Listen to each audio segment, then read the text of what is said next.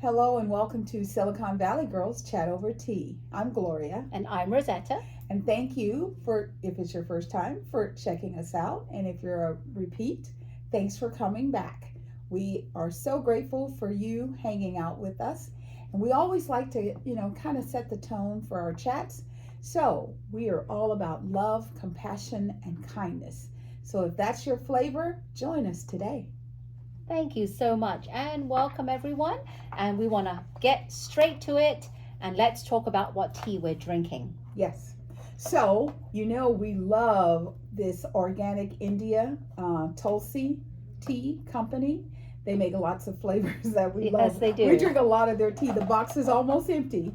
And this is their lemon ginger. And just so you know, it's all natural, all organic. The ingredients are ginger, Tulsi, which is a holy blend of East Indian basil and holy basil, and lemongrass leaves. That's it. We like little ingredients as possible. So we always like to wake it up. I just like the smell of it. I can smell the lemon and I can smell the ginger. I can too. This is amazing. I love it. Cheers. Cheers, everyone. Ooh, that's nice. Oh, I love it. And it's warm. It's a sunny day here. However, it's a little cold. It makes me feel cozy when I'm drinking this. Nice and cozy. I love it. So let's get started. Today is National Cheesecake Day, National Picnic Day. Why did you laugh? Sorry, it sounded like something else, but I'm not going to say it.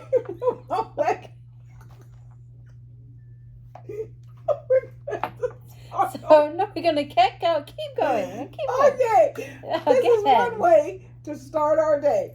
Okay, then we have National Administrative Professional Day. So if you have an admin executive, an executive secretary, do something special for her or him today. And it's National Take a Chance Day. The birthdays that we're celebrating are... Yes, today is Shirley MacLaine's birthday. Did you know that? Wow. She's still alive. Wow. Barbra Streisand, you all know Barbara. Mm-hmm. And we also have Larry Tesler. Did you know who that person is? It is a computer scientist who invented the concept of copy, cut, paste. Oh, wow. Yeah, so Larry Tesler was your guy. Yeah, I thought he was somehow affiliated with the car, but I guess not. No. Yeah. And Tesla's Tesler. Tesla. Oh, Yeah, I like so that. now you know. Did I get all of the national days? Yes, you did. Okay, well, we're good to go. So, our thoughts and prayers always go out to the universe in every chat that we have, because we know that you have to learn to love and to live together with one another. So, our focus is always on love and compassion. And as we started this year, we want to acknowledge individuals that we come across in their daily lives that we think are exceptional, and we want to highlight their accomplishments. So today we want to talk about a young lady of the years 81. Oh yes. So I came across this just feel good story, and it actually happened. The scenario is in a little cafe restaurant, and this lady, her name is Tamie Konzier. Tamie Konzier. She is a young mother with her son. They were eating at this restaurant, and the waitress, she overheard. There's a waitress, 81-year-old waitress. Her name was Betty. Aww. And she overheard Betty saying, because she's 81 years old, still working at this restaurant. Wow. And she's an esthetician and TikToker. So she does have some influence in the social media world. And she was grabbing a bite to eat with her son at a local restaurant. It's called Eat and Park, where she noticed her friendly server Betty was struggling to get around. Wow. Then she overheard Betty telling another person she was suffering from a chronic back pain that needed, but she needed this job. So even though she had this back pain, she needed this job because her $910 monthly Social Security wasn't enough to cover her bills. Oh my God. Yes, so poor Betty was struggling with pain. So this moved this Tamie lady so much that she decided to use the power of TikTok to begin recording her interaction. Now, Betty did not want to be on TikTok. She didn't want her face on social media. Right. But this Tamie lady, young mother, she decided she wanted to spread the word, and she knew that she couldn't retire. So what she did was she went on TikTok and did this little reel and decided to talk about that and raise money for Betty. For Betty, okay. So she said, all the proceeds that I get from this video will go towards Betty. So let's see how much we can raise. She said, if I can make any video go viral, let it be this one. So Tamie offered to give any proceeds of the TikTok Creators Reward Program to Betty. So that day, she only had $40 at the restaurant. So she gave that as tip. Okay. But that's afterwards she did this video that went viral. And at the end of the day, with the outpour of people, Venmo and people sending her money, she raised on April the 2nd, $328,739. Oh my God, that's amazing. Yes, and that was enough to retire Betty from the waitressing job. And another feel good is that she found out that she lives 0.2 miles from Betty. Oh wow. Yes, so they live very close to each other. So Betty said, I don't know what I'm going to do. I'm going to have to get financial advisor to help me. I need to find someone to help me plan this money. So I'm going to get someone. So it'll last for her retirement. Yes, so I thought that was just such a great way to use her influence on TikTok, on this reel, to help this amazing Betty, 81-year-old Betty. Yes, so that was such a feel-good thing. And I just I always feel like there's so many influencers out there. Yes. TikTok, Facebook, whatever Instagram, whatever other social media platforms out there. Why don't we do something good? Positive like that. I'm thinking, we need to get some videos go viral, not just to go viral, right? Because there are a lot of videos that go viral, but to help someone, to go viral in a sense like, how can we help the world, help people, do good, give back to the community? And I was thinking maybe I might do something like that. Excellent. Well, thank you for sharing. That is beautiful. So, we are on YouTube, and we wanted to shout out YouTube today. So YouTube was founded February 14th, Valentine's Day, in 2005. And they uploaded their very first video on April 23rd, 2005. And today is April 23rd, 2025. So happy 20th anniversary. And the first video was made by the owners of YouTube, the creators of YouTube. Yes. And the video was like, how long? Like 18 seconds? Yeah, it was tiny. It was very, very small. It wasn't very well done. Right. They have learned a lot through the years, 20 years, as a matter of fact.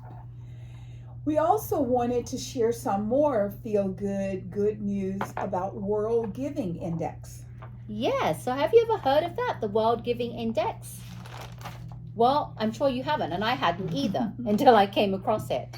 But this World Giving Index, it actually ranks generosity of countries with surprising results. So it's the first report of its kind to tally different types of charitable behaviors in people from 150 countries. And the Charitable Foundation looked at 3 types of generosity. The first one was giving money, number 2 was giving time, and number 3 was helping a stranger. And they're very surprising, some of these results, because they said, surprisingly, that money was not a leading indicator for strong rankings. with the planet divided into 13 regions. 10 of them were represented in the top 21 nations for overall kindness. Now, Canada ranked fourth, 56% of the population performing any of the 3 charitable acts with a month prior to the survey. US, surprisingly, came in with 55% of people sharing charitable acts. Then we have Australia top the index with New Zealand at 57 do-gooders. Now, there's others, but the main list, the final list, was that 21 countries that achieved the highest overall world index score. Number 1, Australia, New Zealand, number 2, Ireland, Canada, Switzerland. USA came in 6th, UK came in 8th, 9th was Sri Lanka, then Austria. Then we have the Lao People's Dominican Republic at 50%, Sierra Leone, Malta, Iceland, Turkmenistan, Ghana, Qatar, Hong Kong, Germany, Denmark, and Guinea. So those were the top 21. And some important finding was that at first glance, when generosity is assessed in broader terms than money alone, the countries who came out front and foremost were not necessarily the ones that had the most philanthropic nature. It wasn't all about their philanthropic money and stuff like that. Right. The most common way to be generous is to help a stranger.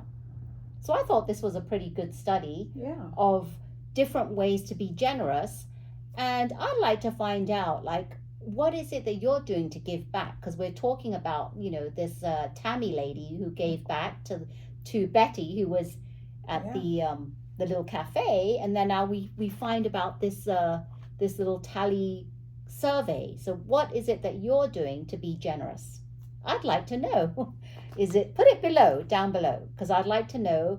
And how do you, if you are someone who helps people instead of being philanthropic or giving money, in what ways do you do that? Yes, that's awesome, because sometimes money isn't the quick solution. It might be the easiest. However, being involved, like with I remember like when we had the Loma Prieta earthquake, people were, initially it was money, and then people realized I need clothes, yes. I need food. And it wasn't that we gave them gift cards, because you're in the middle of a disaster. How about just give them the resources? And that's when they started setting up a lot of these locations where you could just walk in for free and pick up whatever you needed, clothing, appliances, whatever. And so this is wonderful, because people need to understand things that come from the heart are way more thought-provoking than just writing a check sometimes. Exactly. So, we are in spring. You wouldn't know it because it's kind of nippy outside. However, this means we're getting ready for some of the shows to ramp up. And coming up soon is Dancing with the Stars. Yes, I miss it. Did you watch? We both watched last season's one, right? Yes. Now I'm thinking back. I don't quite remember who actually. Joey. Oh, that's right. Joey and Jenna. Joey from the Bachelor one. Yes. That's right. Joey and Jenna. Yeah. Yes. So, do you remember way back? I forget what year it was. There was a celebrity who actually participated in Dancing with the Stars, and her name was Bindi Irwin, Steve Irwin's daughter. Yes. And her partner was Derek Huff. Yes. And they made it yes. all the way to win the Marable Trophy. Yes. Now, at that time, when she was a dancer there, a contestant, her brother was quite young. Right. And he was there supporting her with his mother. And today, Robert Irwin is a grown man, and he's a photographer. And I follow him on Instagram, and he's a very, very, good-looking guy. And guess what? He's going to be competing on Dancing with the Stars. Yes. So he's the only one that they've actually announced so far. Yes. But I thought that was pretty nice, and I really love watching the interaction between Bindi and Robert, because they're just like this. Yes. Very, very tight. Yes. I know their dad would be very proud of their connection. So I just can't wait to see him dancing and see if he's as good as his sister. Yeah. And I'm looking forward to see who else is going to be one of the contestants on that show. And who's going to be his partner. Oh, yeah. That's going to be very interesting too. So as we hear more, we will share more. So earlier this week, we celebrated Earth Day. What did you do? Comment below and let us know, what did you do to support Mother Earth? Everyone keeps saying that we know things could be better. So what did you do? One of the things I'm attempting to be very, very conscious of is plastic. And so, I have, I call them to-go containers. So when family comes over and we have a meal together, they want leftovers, I would put them in these containers and, send them on their way. I have made a conscious decision to buy glass containers because those are, number one, more safe. You don't have to worry about microplastics or anything like that seeping into the food. So that's what I'm doing, is swinging away from plastic, going more into glass. I know it's a little heavier. What happens if they take it and they keep it? That's the thing. That's why people didn't do glass. I know, but you just have to lean on them a little bit and say, if you ever want leftovers ever again, you must return my container. Yes. My sister's husband was that way. He would give you food and he would tell you, I want my containers back. And when you went back, if you didn't have those containers, he would say, never get leftovers. He'd say, like he would stir the pot and say, oh my God, this smells amazing, but you forgot my containers. You never do it but once, you won't forget. So what did you do? What did you do? What did I do? So it wasn't just one day. I do this every day. Yes. So at home, we do our best to recycle. We recycle everything. Mm-hmm. Now, I have to tell you one thing I did not know. Those squishy plastic, plastic bags and things that are clear, the plastic, they say you're not allowed to recycle those, right? Right. But did you know that if you get a big clear plastic bag and you put all those squishies into one bag, you're allowed to recycle them? Recycle, yeah. So what we've been doing is we clip a big one of those bags onto our recycling garbage can, and then we fill it with all those squishy little ones. And then at the end, once it's full, we're going to recycle it. Yes. So good thing to know. Yes. And we do our best to recycle, and I make sure that I read that little pamphlet or go online to see what can be recycled. Yes. Because a lot of stuff people are throwing away that they can recycle. Yeah. Then I do my best to compost, because in Campbell we got this little bucket, and you put on your kitchen counter and you can compost. And once the bucket's full, you take it, throw it out, and they give you a massive composting bin, like those garbage bins. Oh, okay. And then every time garbage day comes, you can put it on the curb and they'll come and take it away for you. Nice. So I like that. So those are the easiest ways, and I like to reuse. Make sure that when we go out, we have our bags, reusable bags. Yes. Never go shopping without those. Right. It was very hard many years ago when they switched from plastic to recycling, but now we have a whole stash in a back car, but still a lot of people are not reusing those just bags. Before COVID, we had all, here in California, no plastic bags. Plastic bags were gone. And then when COVID hit, initially there were no bags because we didn't know how you could get COVID, so no one wanted to touch anything. Right. So they would scan the groceries and then they just put them back in your cart. Well, they wouldn't even allow you to hand over your bags to them. No, they wouldn't touch anything outside. So you could scan the groceries, they put them back in the cart, and then you'd have to go to your car and bag them or whatever. Even if you bought their bags, the reusable bags. So like you, I keep bags in my car so that I never have to use theirs. Sometimes, depending on the line of people, because people get, tipsy, and I'll just say, just put it back in the cart and I'll take care of it, and I just go outside and pack it. So it's the little things like that you can do that make a difference. And there are all these recyclable places. They're on different parking lots where you can just drive up and they will give you money for your plastic. So, like if you have plastic bottles, as long as they have the recycle code on the bottom, they will take those. And I can't remember. It's not like a lot of money. It might be like $1.50 a pound or something. However, you're recycling it with a formidable company that's going to make sure it's done properly. And also, you're talking about parking lots. I've seen a lot of those recycling. What is it? Those thing, I don't know what it's called. Those containers that you can throw clothes into Yes. as well. Yes. And I just remembered that because I do have a lot of old clothes, and I Yes. think I'm going to look for those. Yes. And because I see them when I don't really need them, but Right. now I do need them. I'm going to be Yes. looking out for them. And there's a company called Savers. There's one in Redwood City. There's one in Blossom Valley. They just put a brand new one in across the street from Kaiser Santa Clara off of Lawrence Expressway. Lawrence, yeah. And they take clothing, and what they do is they take them, they clean them up, and then they put them in their store. So you can donate something, and you can walk through the store and see your So donation. they will actually wash it for you. They wash it and put it out on the nice. floor. I did not know that. They take furniture. I mean, where some people are like, oh no, we don't take that. They take furniture. When my mom passed, I donated.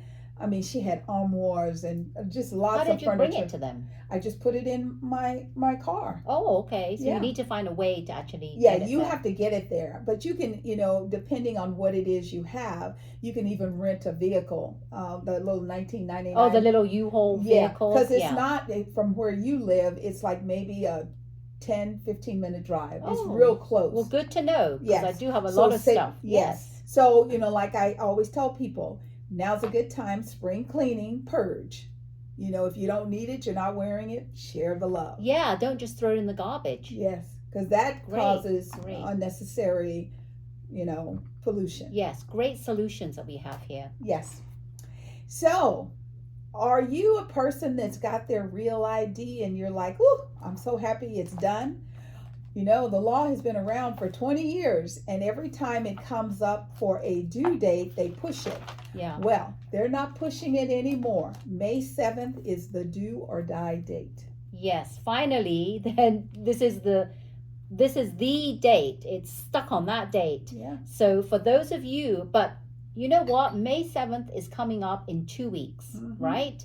That's a very short time. So if you haven't got your real ID, you cannot board any flights. Right. But if you have a passport, you can use that. So don't fret. As long Yes. as you have a passport, you can use that. Yeah. But what I suggest is if you don't have the real ID, go on DMV and book an appointment ASAP. Now, Right. it's going to be long lines, long waits. You may Yeah. not find anything. Even with an appointment, it's Yes. about 3 hours. And if you go there without the proper documents, like Social Security card, who would think you need that if you already have a driver's license? You just want to update it. No.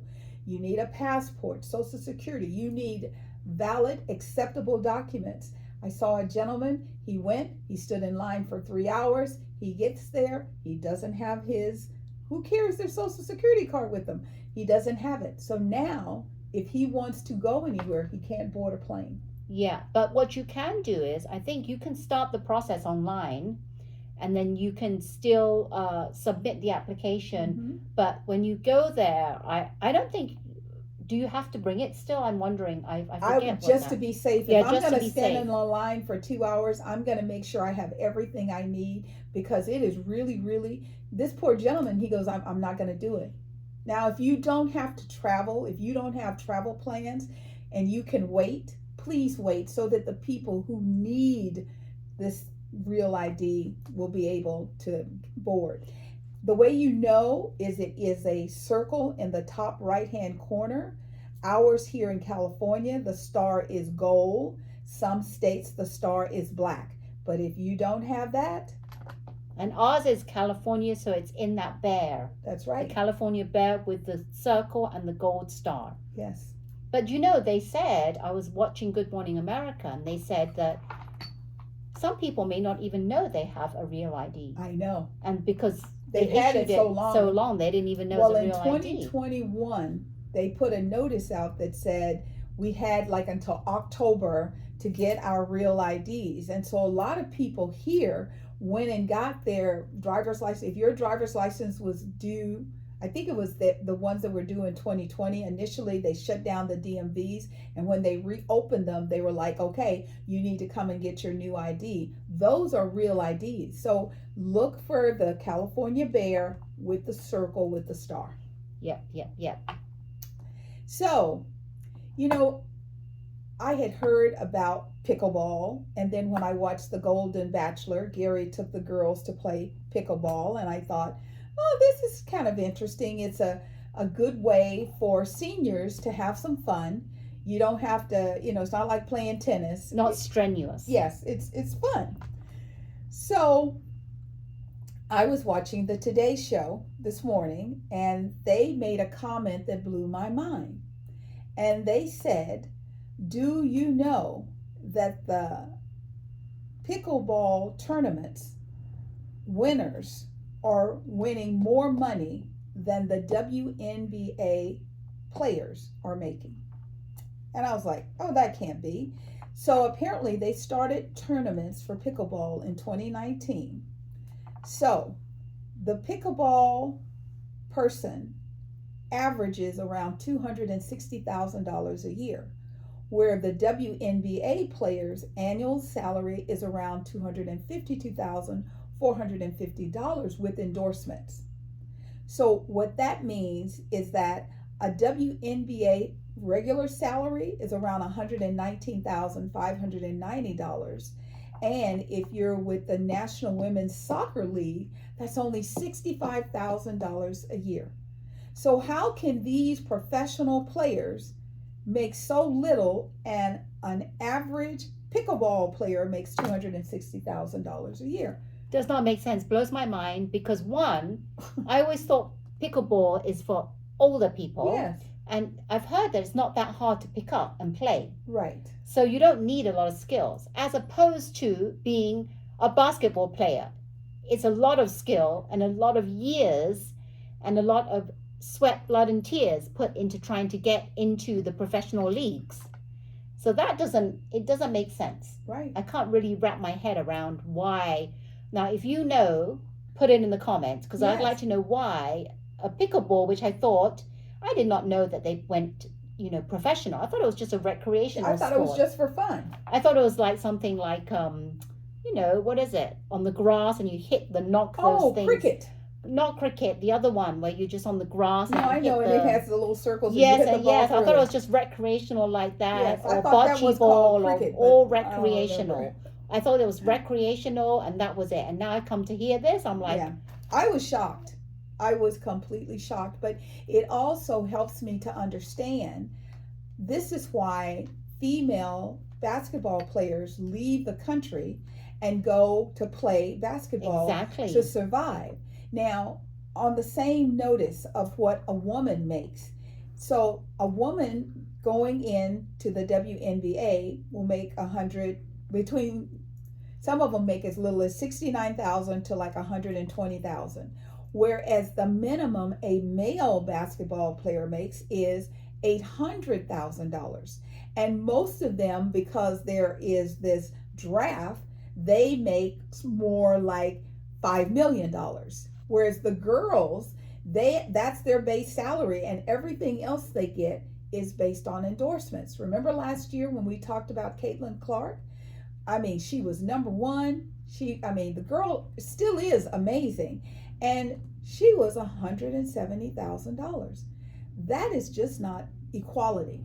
That's not fair. Not. I think the more people watch the games, I think the more sponsors they'll get, the more ads, and the more that the channel can actually up the sponsorship for ads. Yes. That's how they give back to the women. Yes. So as women, we need to support other women playing basketball and help get the ratings up. Yes. Because that's important. That's how they make their salaries. Absolutely. So watch a game, go to a game, do your support. So, Rosetta and I are always focused on love and compassion and gratitude just for life. And so today we would like to highlight the life of Pope Francis, who passed away on Easter Monday. One of the greatest blessings is that he got to perform Easter service, his last Easter service at the Vatican, and then he got in his Pope mobile and he got to ride through the people. One of the things that I can tell you about this Pope is that he was a people's Pope. He was loving, he was caring, even from the beginning of his life as a young man. He was a typical young man. He liked to salsa. He went to, he had a girlfriend, he thought life was good. And he goes to a church and he goes into the confessional. And during that confessional, he decides to give his life to God. He came from the people. And so to me, it was very interesting that once he made that distinction, because I am probably weird. I think everyone should be allowed to have relations with people. I think if priests were allowed to get married, maybe some of the things that happened wouldn't happen. If you're allowed to love who you love, kind of thing. So for the Pope, after he made that decision and he became a chaplain, he rose up the chain of command pretty fast. And he was sent to Buenos Aires. And that's when his views changed, because prior to that, he was like strict with the rules. And then he shifted and he became more about the people. Be with the people, serve the people. He would walk in the streets with the people. I don't think any other priest was like him. He was the first non-European priest. Yes, from the Americas. Yes, to be anointed as Pope. Exactly. He was also the first Jesuits Pope. Yes. He was also the first Pope to visit a war zone. Yes. And he was the first Pope to publicly call to recognize same-sex civil unions. Yeah.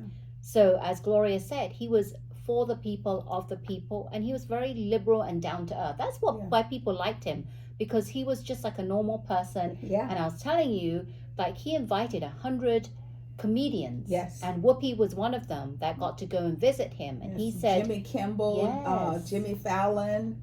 Yes.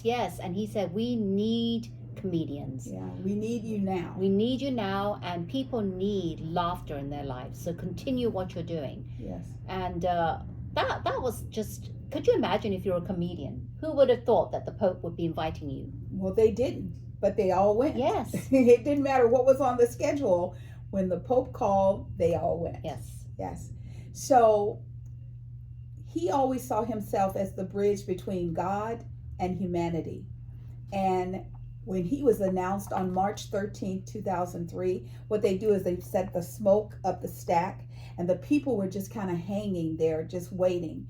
And when they announced his name, the crowd was like, they were so excited because he was a non-European Pope.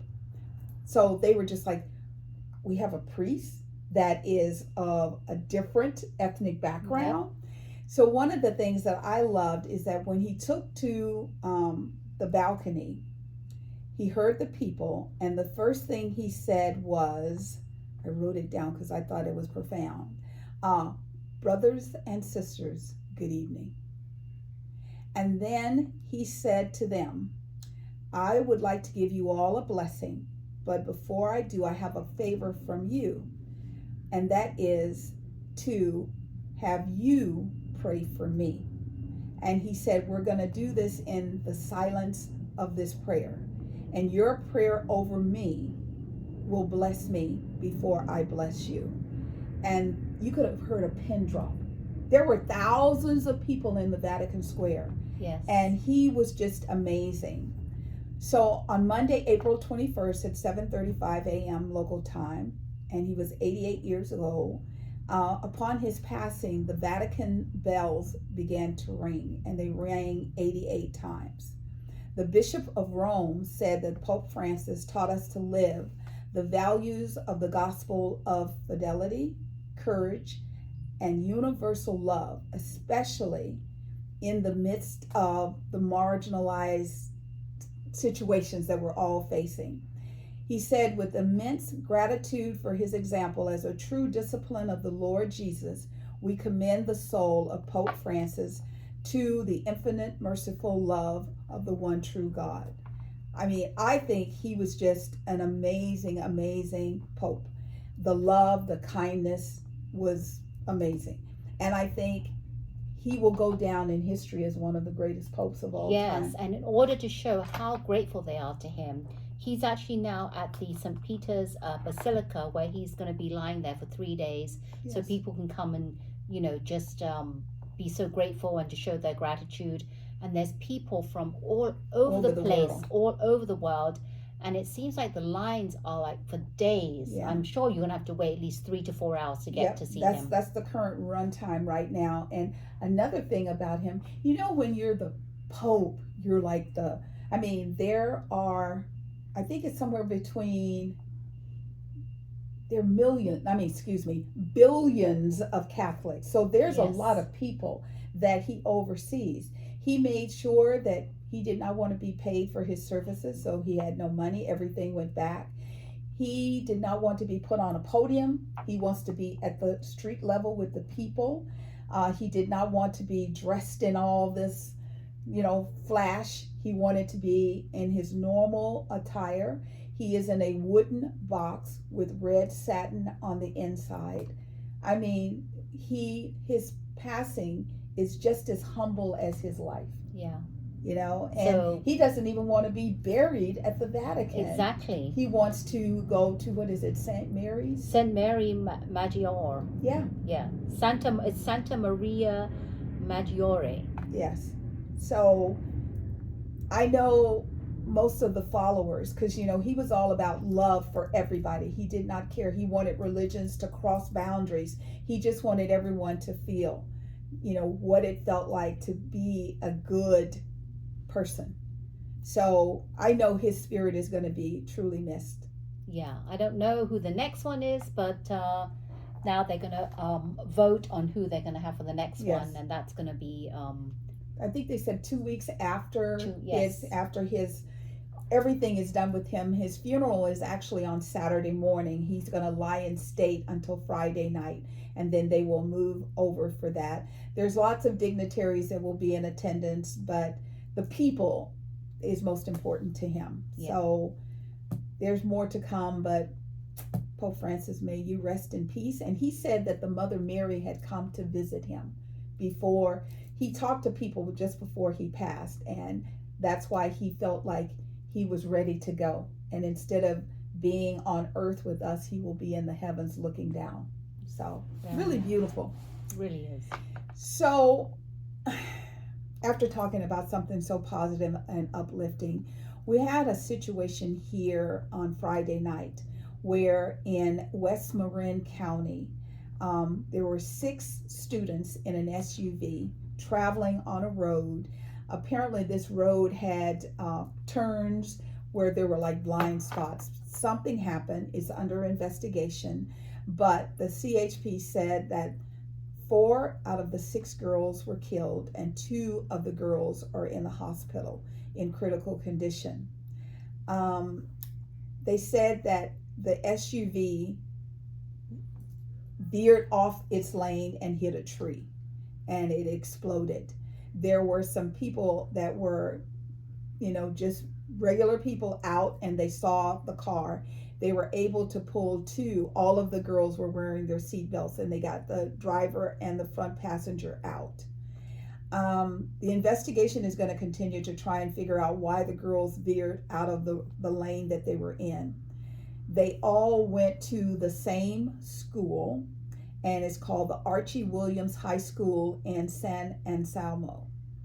And they were on San Geronimo Valley Road in West Marin.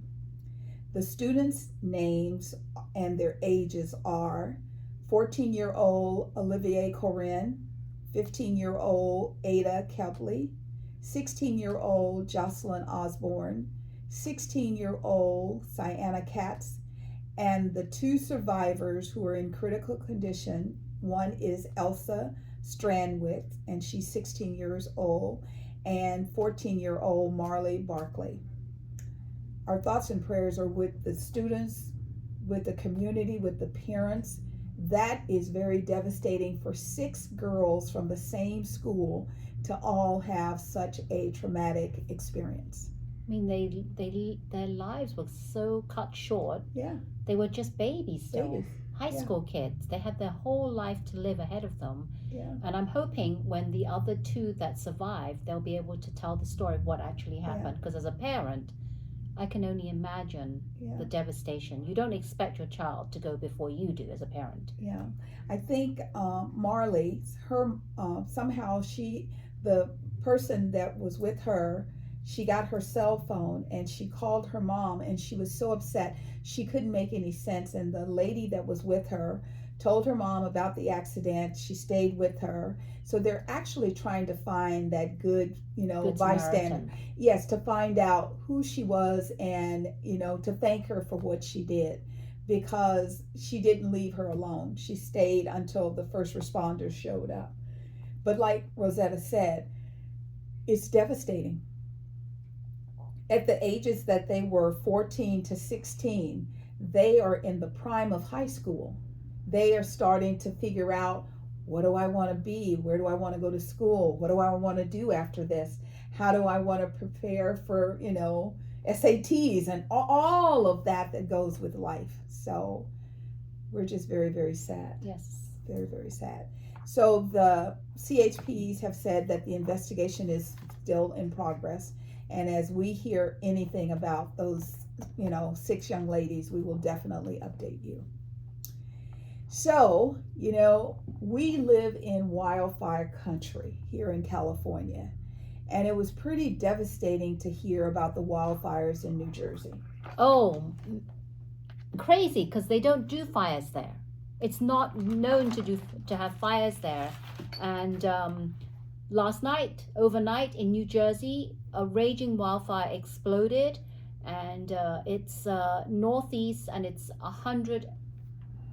10,000 acres. 10,000 Right. acres.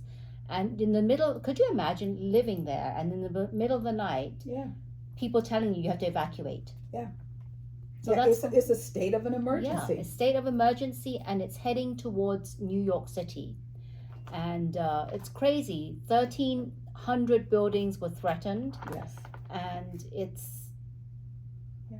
this is not heard of in their part of America.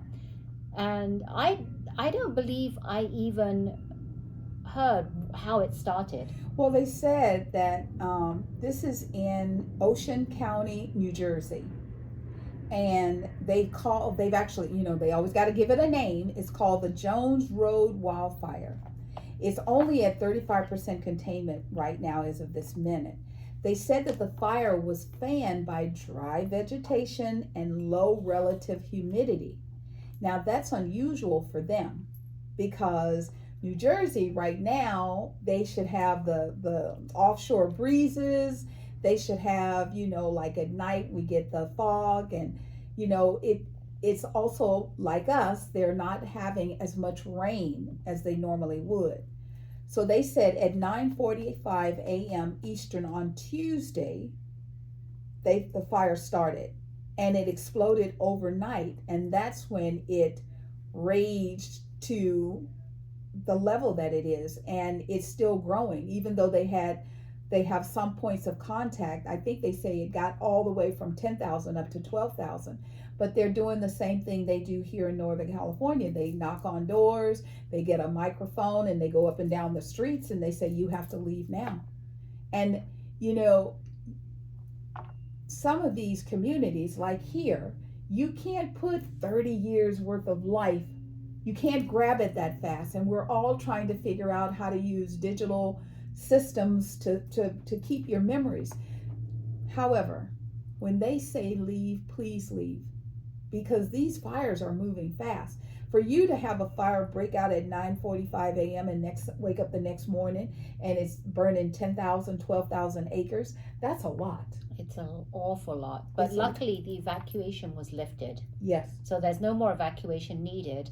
But like Gloria said, because we've had fires here, and in Southern California, we've seen too many fires happen. And again, global warming, what are we doing to our planet, right? Yes. So we know that nothing is going to be don't think it's not going to happen to you, because it Yes. could happen. Yeah, because they So- never would have thought they would have wildfires Yeah. because of where they are. Yeah. Think about it. 2 weeks ago, they were in the midst of all that rain. Remember the rain that was going across the country, and it went all the way Exactly. through New York? And even though they keep saying, well, they're not getting the amount of rain, they're getting rain. It's just not soaking in enough so that we don't have this dry vegetation. So you can actually go online and do a search. I think Red Cross has it on their site of things that you need to have ready in case there's an emergency and they say you need to evacuate. Because Yes. there was an interview with one of the residents and they said, it's like, what do we pack? I mean, there's just too much Hmm. that it's like all of a sudden someone says evacuate, you don't know what to do. You're kind of like gobsmacked. So if you're ready and you pre-plan, Right. then it shouldn't be hard, because you just grab the packet or the bag or the whatever Yeah. you have everything in and leave. Yeah. Social security cards, your passports, marriage certificates, insurance policies, any Credit critical card information. Yes, any critical data like that you need. And I'm first to tell you, no, I don't have it. And every day I say, oh, I got to work on this. So let's all set a goal to work on it together. How about that? Yes, let's make it happen within the next few months. Yes, and we'll check back to see how you're doing. Okay? Yep. So now, as we promised, if you hang out to the end, we have something to share with you called Events Around the Bay. Yes, we do. And some fun events happening this weekend. The first one is the San Juan Bautista annual rib cook-off. Ooh. Yes. Ooh. So I was thinking about that because remember, Rena always had That's that rib right. cook-off Oh, they in still August. do. No, September, Oh, Labor Day. September. No, I go to okay. that. Well, pre-COVID, I went to it every year. After that, it's been hit and miss. Okay.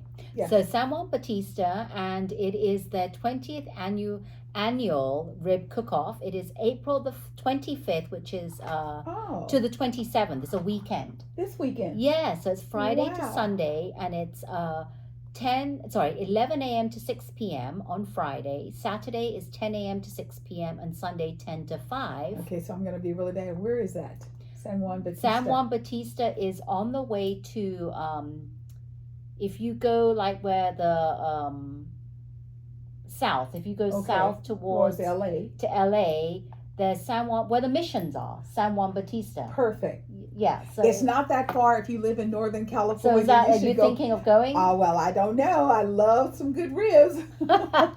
So remember, you don't have to try and jot all this down because all the information is going to be below Yes. with links to all the details if you want to Yes. find out more details. Now, the next event is San Francisco's DogFest 2025, Pet Festival, Carnival and Parade at Duboce Park. And it's this Saturday, 11 a.m. to 4 p.m. and details will be below. Then we have the 41st annual Cupertino Cherry Blossom Festival from April 26th to the 27th, Saturday and Sunday.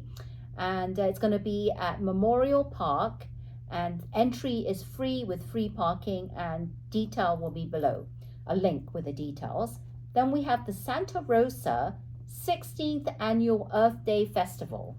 Never heard of that. No.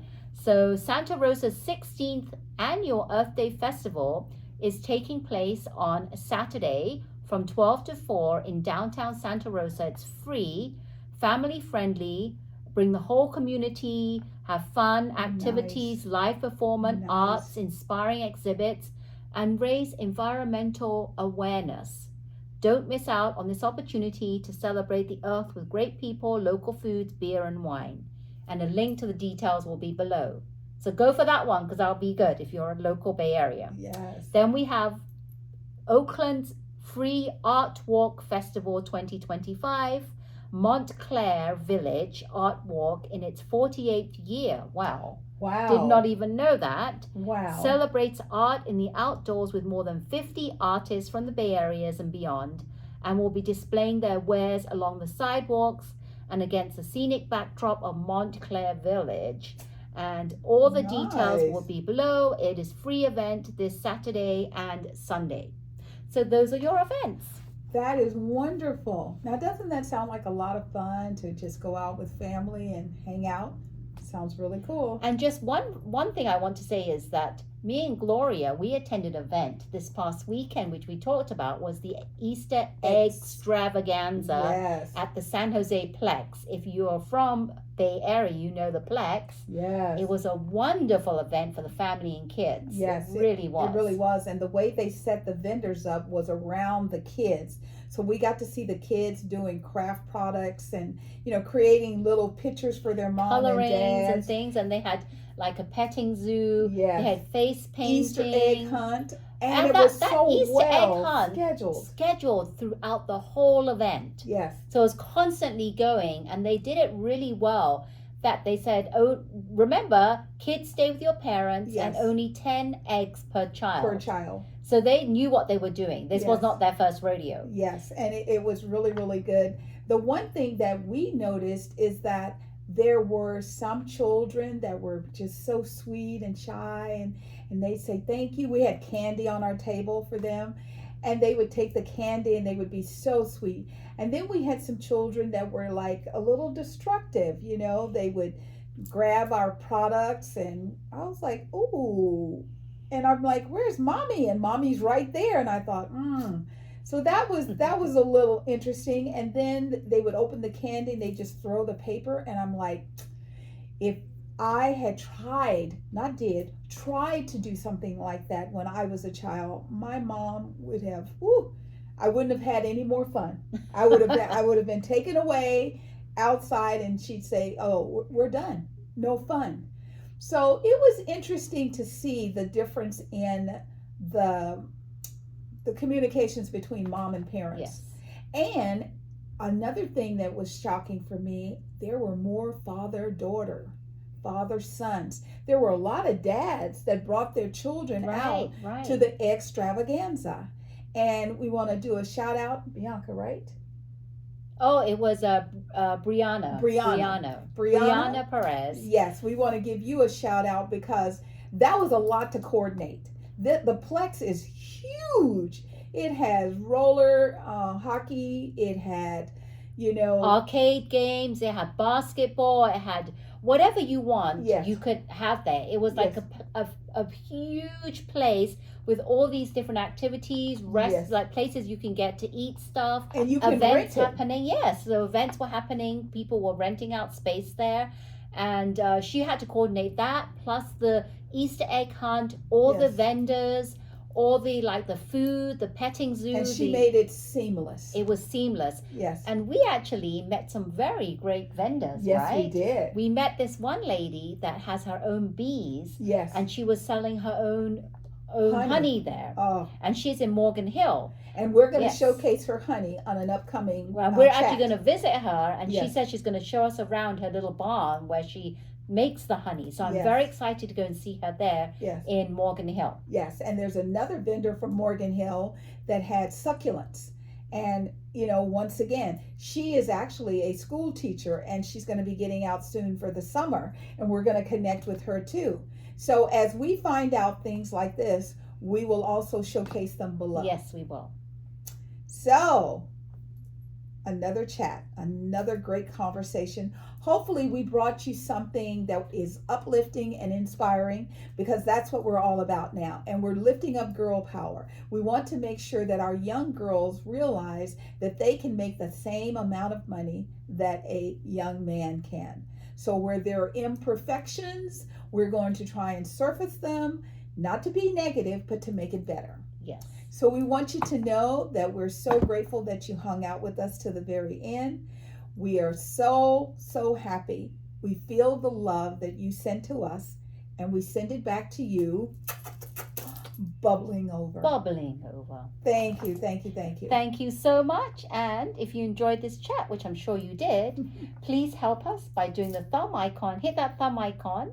And if you haven't already, subscribe to our channel, which helps our algorithm, so we can do more of these chats. Yes. And then hit the bell notification so you're the first to be notified when our chats are ready to go live and watch them.